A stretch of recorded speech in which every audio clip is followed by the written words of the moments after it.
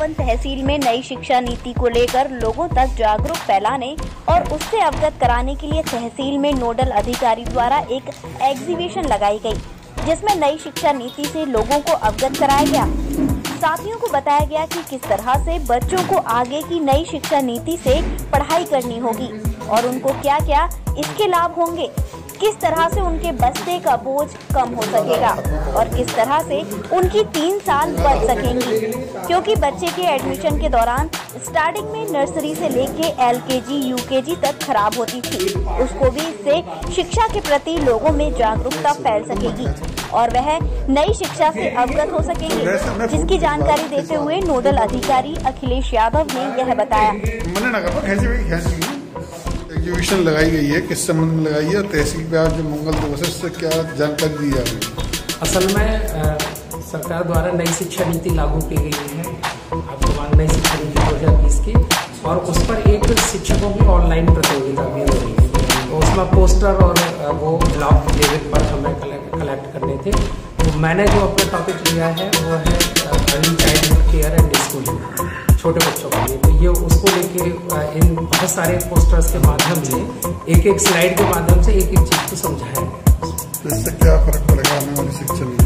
बिल्कुल, शिक्षा नीति में जो बदलाव हुआ है उन्हीं चीजों को बताया गया है। जैसे कि पहले हम RTE एक्ट था हमारा, तो RTE एक्ट का दायरा बढ़ गया, यानी पहले बच्चा 5 साल का बच्चा पढ़ाई शुरू करता था कॉन्वेंट में भी 4.5 के बाद, लेकिन अब गवर्नमेंट ने बिल्कुल चेंज किया है।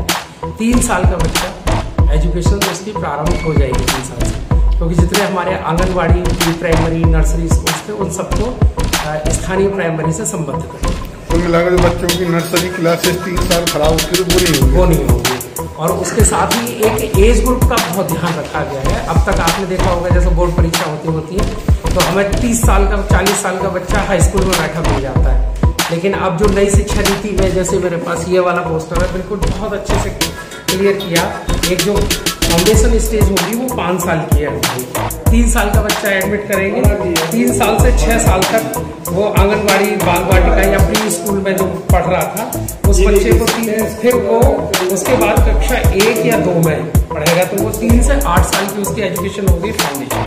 उसके बाद 8 से 11 साल का बच्चा, 3 से 5 साल, कक्षा 3 से 5 तक उसने कंप्लीट किया, वो प्रिपरेटरी स्टेज है 3 साल की। और प्रिपरेटरी के बाद मिडिल स्टेज भी 3 साल की है, जहाँ 11 से 14 साल का बच्चा होगा, 6 से 8 तक पढ़ेगा। और फिर उसके बाद में सेकेंडरी स्टेज होगी हमारी 4 साल की। तो जो हमारा स्ट्रक्चर है 5+3+3+4 वो इस तरीके से वर्क करेगा नीचे से। ये पेडागॉजी के हिसाब से, बाल मनोविज्ञान के हिसाब से इसको करिकुलम फिक्स किया गया है। उसके साथ ही बच्चे को ऐसा नहीं है जैसे गणित का है तो गणित मेला जैसी नई चीजें हैं, और भाषा है। अब तक कंपलसरी किया गया है कि बच्चे को 5वीं तक की शिक्षा जो होगी वो मातृभाषा में और उसकी क्षेत्रीय भाषा में दी जाएगी, जिससे कि उसमें समझ विकसित हो, वो अच्छे से चीजों को समझ पाए। तो और बस्ते का बोझ बच्चे का कम कर दिया जाएगा। पूरे सत्र में 10 नो बैग डे होंगे, जिन दिनों में बच्चा बिना बैग के जाएगा। तो उन दिनों में उसको ऐसा नहीं कि वो फालतू घूमने जा रहा है। Group study, story telling, display, art, craft, music, इसके माध्यम से उनको शिक्षा दी जाएगी।